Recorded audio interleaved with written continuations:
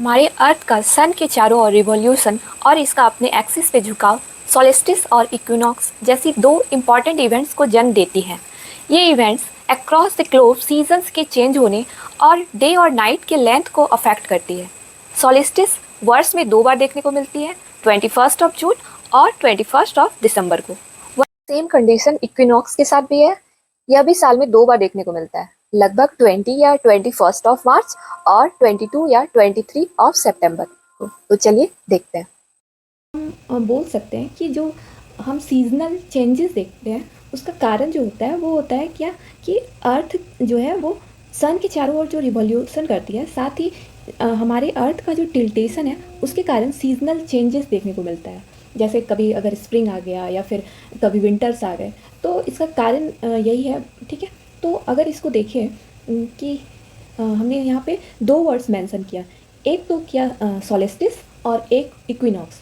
तो इसको अगर इस जगह पे देखें यहाँ पे, ठीक है, तो ये हो गया इक्वेटर और ये हो गया ट्रॉपिक ऑफ कैंसर और ये Tropic of Capricorn. I hope आपको इतना तो पता ही होगा।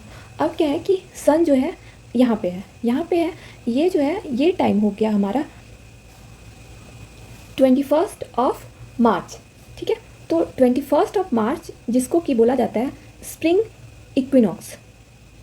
स्प्रिंग इक्विनॉक्स, पहले इस वर्ड को छोड़ देते हैं, हाँ ठीक है, अभी भूल जाते हैं।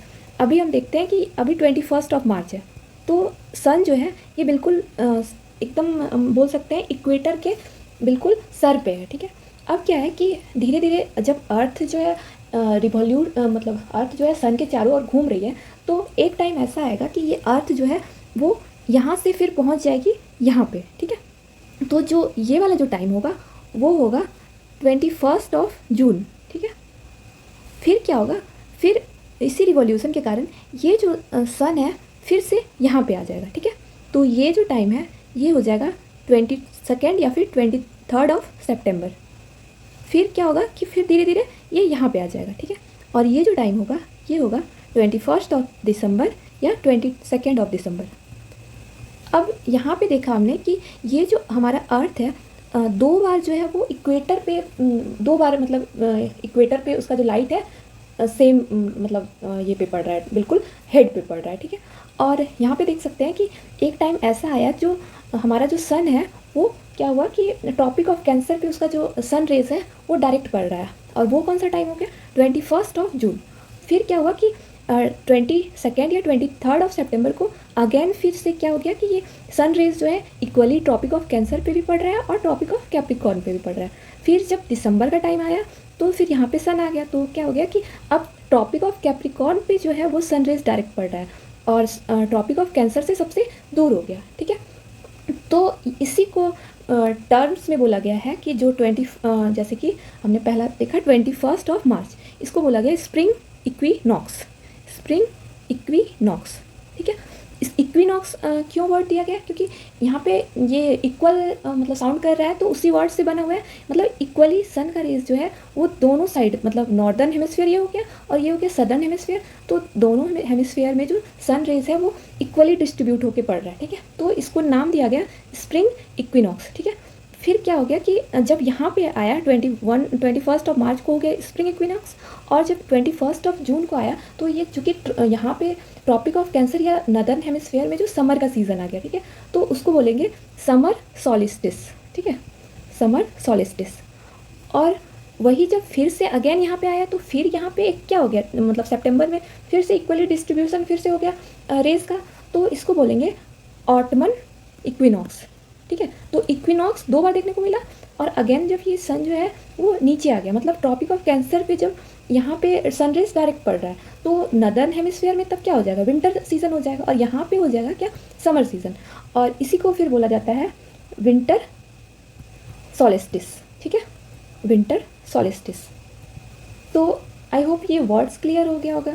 ठीक है, तो अगर यहाँ पे देखें तो देख सकते हैं कि ये जो है यहाँ पे हो गया, नहीं यहाँ से स्टार्ट करते हैं, 21 मार्च को हुआ स्प्रिंग इक्विनॉक्स। ठीक है, फिर यहाँ पे जब 21 जून को हुआ क्या, समर सॉलिस्टिस, फिर अगेन क्या हो गया इक्विनॉक्स हुआ।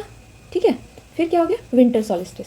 अब दिन और रात जो है बड़ा छोटा कैसे डिसाइड होता है, अगर हम लोग अगर हैं कहाँ पे, नॉर्दर्न हेमिस्फेयर में, तो वहाँ पे 21 जून को क्या हो जाएगा, ये हो जाएगा समर इक्विनॉक्स, ठीक है, सॉरी समर सॉलिस्टिस। तो वहाँ पे लॉन्गेस्ट डे देखने को मिलेगा। और फिर क्या होगा कि जो हमारा जो ये वाला इलाका है, ट्रॉपिक ऑफ कैंसर वाला जो इलाका होगा, वहाँ पे क्या होगा, शॉर्टेस्ट डे देखने को मिलेगा, ठीक है। तो ये हो गया इक्विनॉक्स और सॉलिस्टिस। यहाँ पे एक वर्ड और भी आता है, सन्स। ये जैसे अगर सन है तो यहाँ पे एक तो हो सकता है जैसे हमारा अर्थ यहाँ है, एक इधर है अर्थ, मतलब दो इमेज, मतलब एक हो गया सबसे लॉन्गेस्ट, जो फारदेस्ट पॉइंट बोल सकते हैं सन से, ठीक है। मतलब सबसे दूर जो है सन कब हो जाता है, अर्थ कब हो जाता है सन से, वो जो पॉइंट होता है उसको बोला जाता है एपीहिलन, ठीक है, एपीहिलन, जो कि 4 जुलाई को पड़ता है। और सबसे नज़दीक कब हो जाता है सन से, वो होता है 3 जनवरी को, ठीक है। इसको पेरिहिलन बोला जाता है, ठीक है। तो दूर यहाँ पे देख सकते हैं, यहाँ पे इसके बीच का जो डिस्टेंस है, हमारे अर्थ और सन के बीच का डिस्टेंस है 15.21 करोड़, ठीक है। ये सबसे बोल सकते हैं फारदेस्ट पॉइंट है।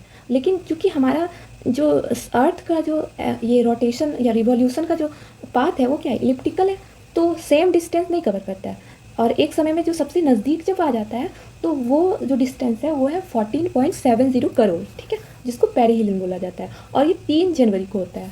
तो आई होप ये चीज़ क्लियर हो गया होगा। तो हमने देखा आज इक्विनॉक्स के बारे में, साथ ही हमने देखा सॉलिस्टिस, ठीक है। तो बस यही था इसमें। Thank you.